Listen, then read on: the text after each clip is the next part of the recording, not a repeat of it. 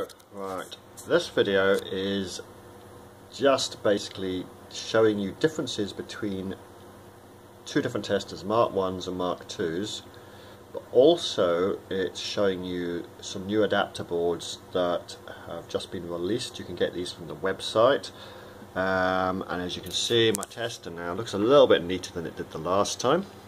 I've got an old Galaxian board plugged in at the moment, but you can see this is the new adapter board, which is now on the website. This is actually from Mark 1 tester, and you can tell because it's got these extra chips on it. There's a ribbon cable, as you can see, it's plugged in with a connector, and it plugs directly into the front panel of the tester. You see, it's actually not a very big board. The ribbon cable, as you can see, is 1/2 meter long. It goes down there and plugs into your processor socket as normal. And you can see the whole thing's a lot more robust than what I had before, so I'm quite happy myself. So these are available now. This tester at the bottom is a Mark 1, as you can clearly see. However, there is a Mark 2 sitting on the top of it, which look exactly the same at first glance.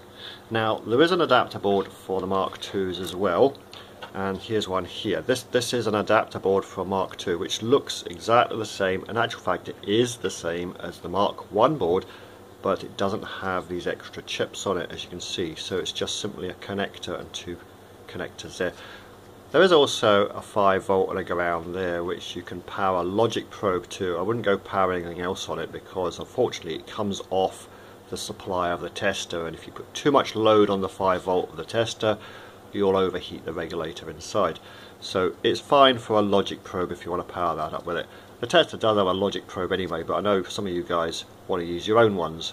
So that's the Mark II adapter board, and this is for a Z80.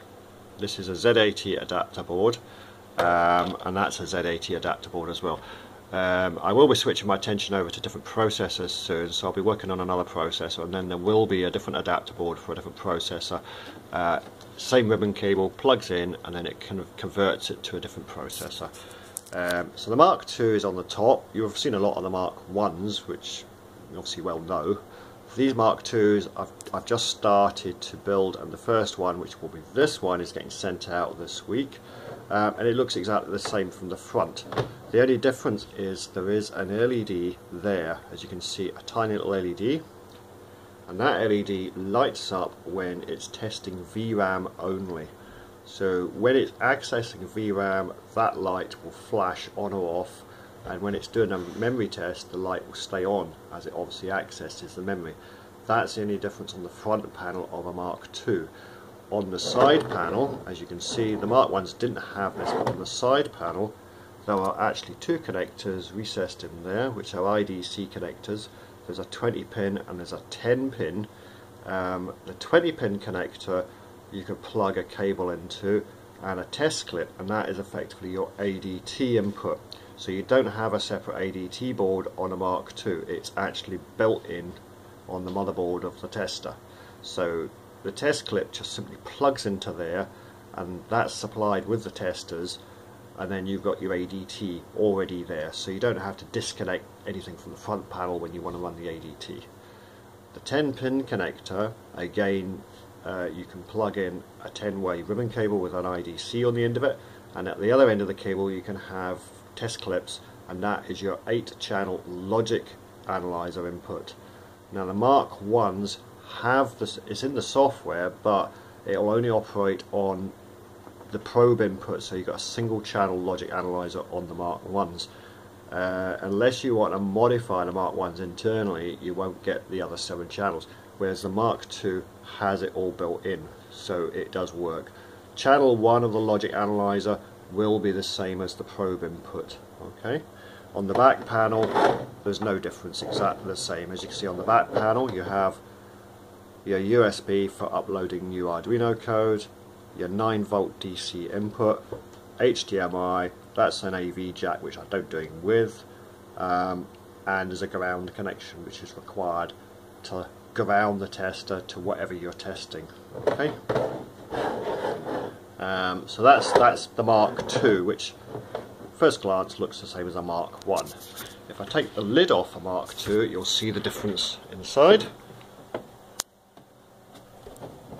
would take the lid off. Unfortunately this one's been screwed on, I'll have to take it off another time.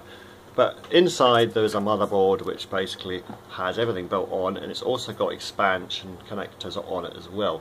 And there will be a daughter board that will plug into that eventually, which will allow you to then connect different things internally to the tester and expand it. So there could be, for example, a hardware logic analyzer which will allow it to sample faster. There could be memory cards, whatever. The Mark 2s have the facility inside to expand. The Mark 1s don't have that, so these things would have to be plugged into the front connectors to expand it. And that's really it. So as I say, these adapter boards, which as you can see are very nice little adapter boards, they can be got through the website, so go on the website and you'll get the details there, or alternatively contact me directly on email mca4233@me.com, and then I can give you details at that point as well.